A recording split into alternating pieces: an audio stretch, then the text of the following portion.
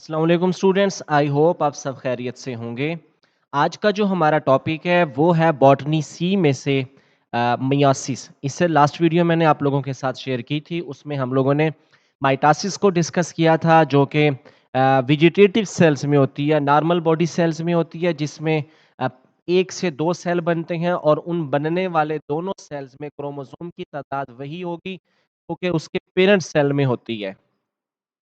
और आज का जो हमारा टॉपिक ऑफ डिस्कशन है ये है मियोसिस। मियोसिस क्या होता है इसे हम लोग रीड करेंगे, साथ साथ एक्सप्लेन भी करेंगे। Meiosis involve two sequential nuclear divisions followed by cell division that produce gametes जिन्हें sex cells भी कहते हैं, containing half the number of chromosome and half the DNA found in somatic cells। अब ये बात कर रहा है कि मियोसिस में क्या होता है कि न्यूक्लियर डिविजन्स दो बार होती है, ठीक है। और सेल डिवीजन इनके इस मियोसिस में, इस सेल डिवीजन में न्यूक्लियर डिवीजन दो बार होती है। इसलिए होती है कि एज अ रिजल्ट जो सेल्स बनते हैं वो हेप्लाइड सेल होते हैं, जिनमें सोमैटिक सेल के मुकाबले में क्रोमोसोम की तादाद हाफ होती है as compared to their parent cells. Animals में जो मियासिस होती है वो गैमीट प्रोड्यूस करती है, कि प्लांट में जो स्पोर फॉर्मेशन होती है वो मियासिस के जरिए होती है। देखिए हमारी बॉडी के जो सोमैटिक सेल्स हैं, जिसमें न्यूरॉन सेल है, मसल सेल है, बोन सेल, जो हमारी पूरी बॉडी बनाती है उनको सोमैटिक सेल्स कहती हैं। उनके मुकाबले में गैमीट्स के अंदर क्या होते हैं, हाफ नंबर ऑफ क्रोमोसोम होते हैं। अ, अब मियासिस का यहाँ पे इसी जो फर्स्ट पैराग्राफ को मैं थोड़ा सा और एक्सप्लेन कर दूं, भाई मियासिस के नतीजे में हेप्लॉइड सेल क्यों बनते हैं। अब देखें, अगर गैमीट फॉर एग्जांपल ये मान लें कि जो स्पर्म सेल बनेंगे मेल में, उसमें वही तादाद होगी जो कि उनके पेरेंट सेल की है, मतलब 46 वो हो। और इसी तरह एग सेल जो बने उसमें भी 46 हो, diploid number of chromosome somatic cell की तरह। आगे जो जाइगोट बनेगा, न्यू इंडिविजुअल बनेगा, वो तो 92 क्रोमोसोम रखने वाला होगा। वो तो फिर ह्यूमन स्पीशीज से बिलोंग ही नहीं करेगा। लेकिन ऐसा नहीं होता, कुदरत ने क्या रखा है कि जो सेक्सुअल रिप्रोडक्शन है उसमें जो गैमीट बनते हैं वो हाफ ऑफ क्रोमोसोम रखते हैं as compared to somatic cell. आगे जो जाइगोट बनेगा उसमें वही क्रोमोसोम की तादाद होगी जो कि उसके पेरेंट सेल की है, 46। The zygote, the cell resulting from the fusion of an ovum and sperm, ovum egg cell को कहते हैं, and all the somatic cell derived from it are diploid. अब देखिए यही जो जाइगोट है जिसमें 46 क्रोमोसोम होंगे, डिप्लॉइड होगा। आगे इसी जाइगोट की बार बार माइटोसिस से एम्ब्रियो बनेगा, एम्ब्रियो से एम्ब्रियो में फिर बार बार माइटोसिस होगी। आगे जो कंप्लीट इंडिविजुअल बनेगा उसमें क्या होंगे, डिप्लॉइड क्रोमोसोम होंगे। Thus, their cells have two copies of every chromosome and every gene encoded on the chromosome. These chromosome are called homologous chromosome। एक क्रोमोसोम के जो दोनों क्रोमेटेड होते हैं, आइडेंटिकल होते हैं, इसलिए उनको क्या कहते हैं, होमोलोगस क्रोमोसोम कहते हैं, because they are similar but not identical. One set of chromosome is of maternal origin and other is from paternal origin। अब देखें, एक डिप्लॉइड क्रोमोसोम के दो क्रोमेटिड होते हैं, एक वो अपने फादर से लेता है और दूसरा पेटर्नल ओरिजिन होती है, फादर से। एक पेटर्नल से लेगा और एक मेटर्नल से। देखें, लेकिन जब इन्हीं के अंदर जब मियासिस होगी, गैमीट प्रोड्यूस होंगे, उनमें क्या होगा, एक एक क्रोमोसोम की कॉपी होगी जो कि हेप्लॉइड कहलाते हैं। During gametogenesis, reduction in chromosome number is to the haploid rate through meiosis. This reduction is necessary to maintain a constant number of chromosome in a given species। अब देखिए, meiosis को reduction divisions भी कहते हैं। वो इसलिए कहते हैं क्योंकि एज अ रिजल्ट जो गैमीट प्रोड्यूस होंगे एनिमल के केस में, और प्लांट के केस में जो स्पोर प्रोड्यूस होंगे, उनमें क्या होगा, उनमें पेट यानी कि स्पर्म प्रोड्यूस होगा मेल में, एग होगा फीमेल, ह्यूमन एनिमल फीमेल में, और स्पोर प्रोड्यूस होंगे प्लांट के केस में। इनमें क्रोमोसोम की तादाद क्या होती है, हाफ होती है ड्यू टू मियासिस। इसलिए मियासिस को क्या कहते हैं, रिडक्शन डिवीजन कहते हैं। Reduction in chromosome number to 1 and in the first meiotic division is followed by the reduction in DNA content to the haploid amount in the second meiotic division. During meiosis, the chromosome pair may exchange chromosome segment, thus altering the genetic composition of chromosome. This genetic exchange, called crossing over, and the random assortment of each member of chromosome pair into haploid gametes give rise to the infinite genetic diversity. अब देखें, इसमें मैं बताता चलूं कि genetic diversity कैसे होती है कि जब मियासिस में क्रॉसिंग ओवर होती है तो क्या करते हैं, नॉन होमोलोगस क्रोमोसोम के जो क्रोमेटिड होंगे, नॉन सिस्टर क्रोमेटिड होंगे।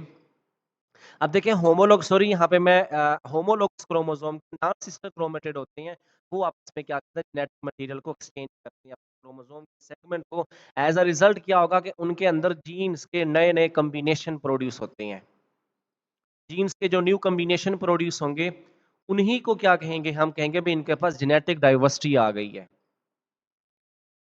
Difference in meiosis between male and female.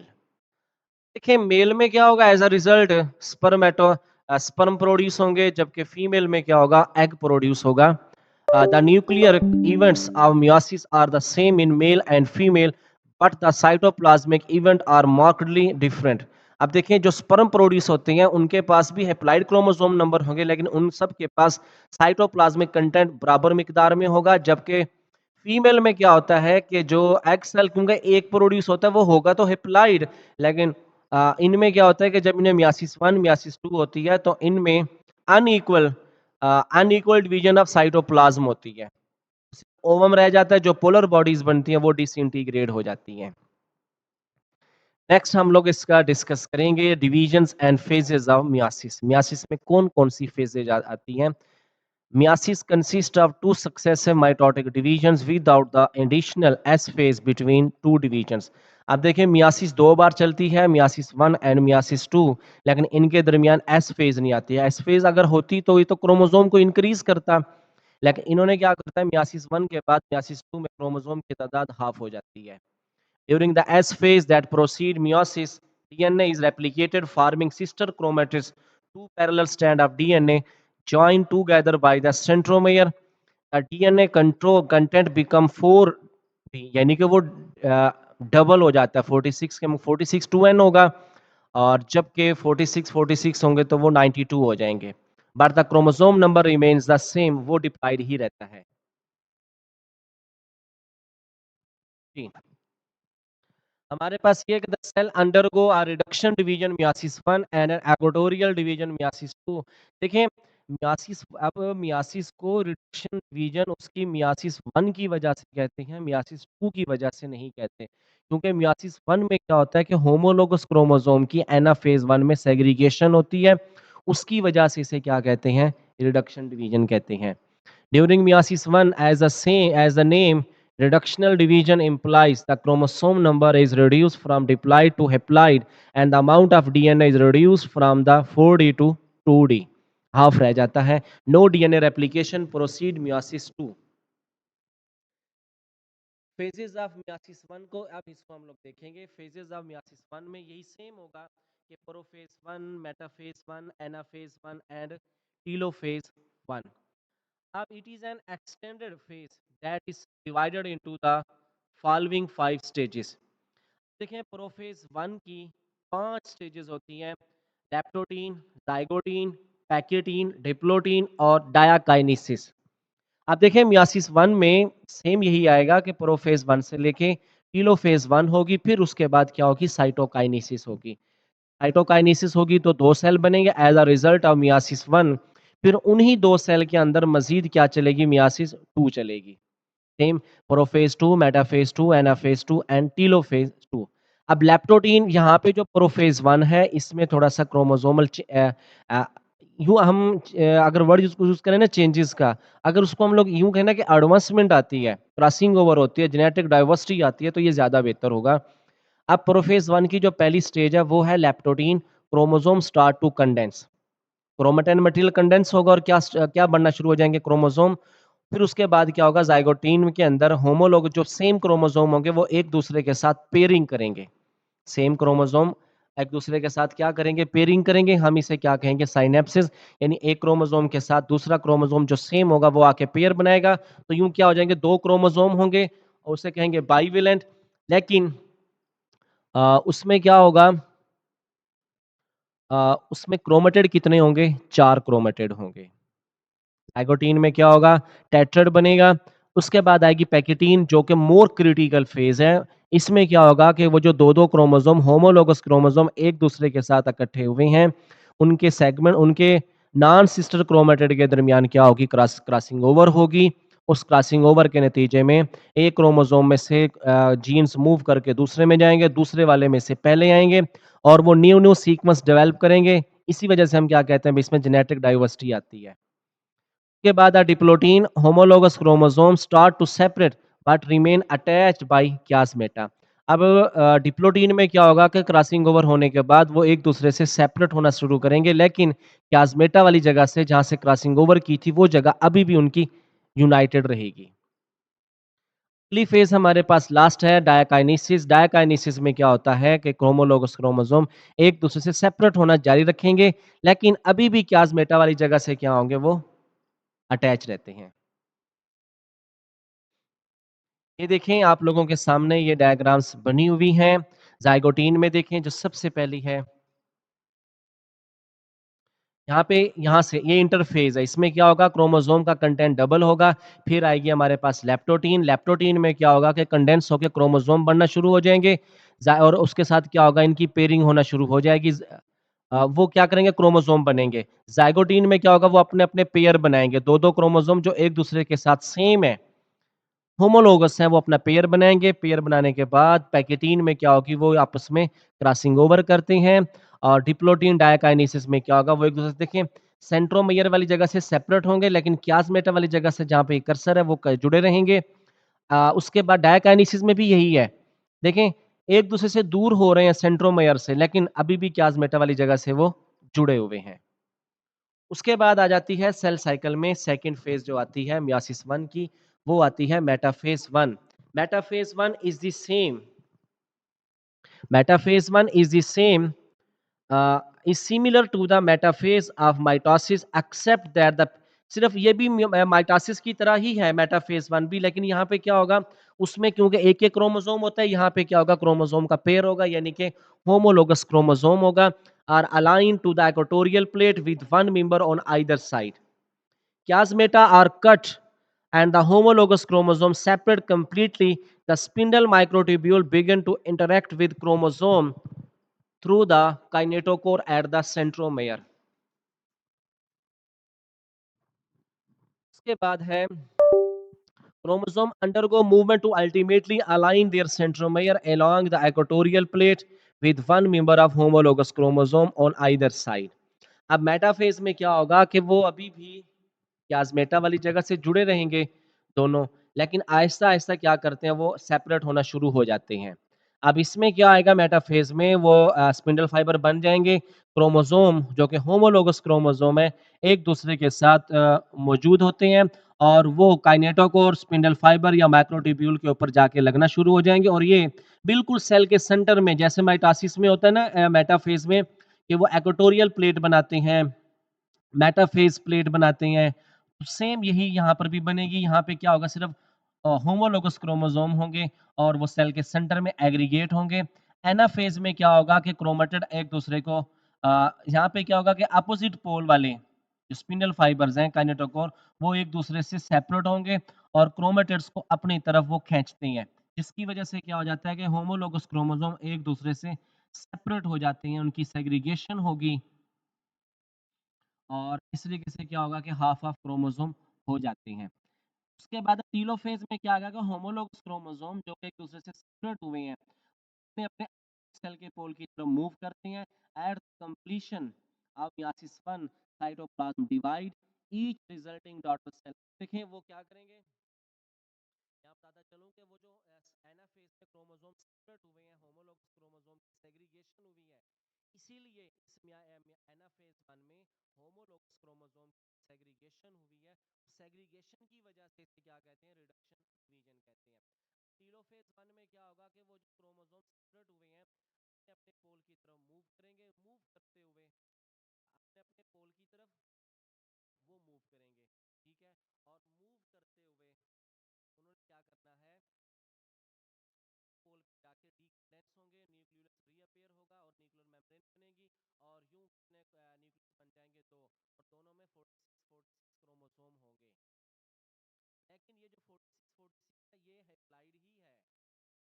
क्योंकि होमोलोगस क्रोमोसोम की क्या हुई है, सेपरेट हुई है।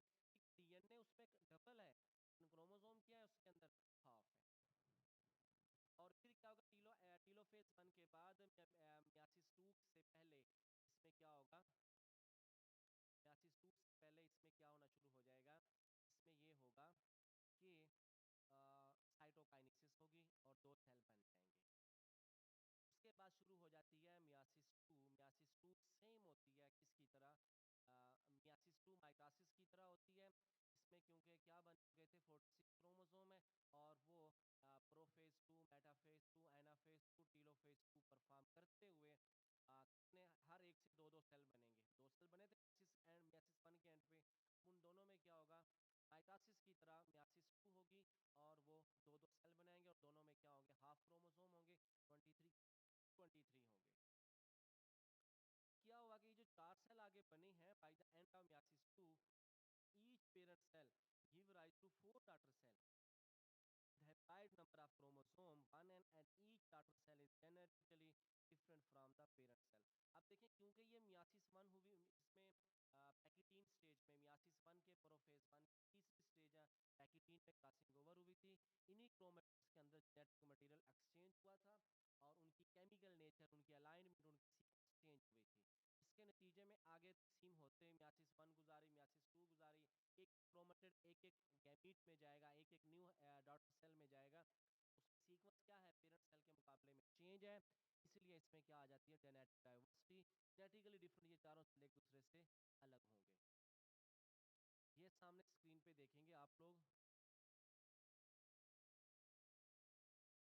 मियासिस 1 है, मियासिस 1 में इंटरफेज हुई, इंटरफेज में उसके बाद इसमें क्रोमोसोम नंबर डबल हो जाता है। टेट्राड, इसमें क्या होता है, प्रोफेज 1 में साइनेप्सिस होती है, क्रॉसिंग ओवर होती है, टेट्राड बनते हैं। फिर उसके बाद मेटाफेज 1 में वो अपने अपने पोल पे, अपने स्पिंडल फाइबर पे जाके अटैच सेंटर में अलाइनमेंट करते हैं। फिर मियासिस एनाफेज 1 में सिस्टर क्रोमेटिड क्या होंगे, सेपरेट होंगे। उसमें होमोलोगस क्रोमोसोम क्रोमेटिड सेपरेट होंगे। टीलोफेज में क्या होगा, टीलोफेज 1 में दो न्यूक्लियस बन जाएंगे। साइटोकाइनेसिस 1 में क्या होंगे, दो सेल अलग अलग हो जाएंगे। उसके बाद मियासिस 2 होगी, देखें वो दो सेल बने थे, एक ये बना था और एक ये बना था। ये अपने तौर पे क्या करेगा, मेटाफेज 1 सेम वही सीक्वेंस है, एनाफेज 2, टीलोफेज 2, साइड और कितने सेल बन जाएंगे, एट द एंड 4 सेल बन जाते हैं। ये होता है इसके अंदर क्या चीज़, क्रोमोसोम की सेग्रीगेशन।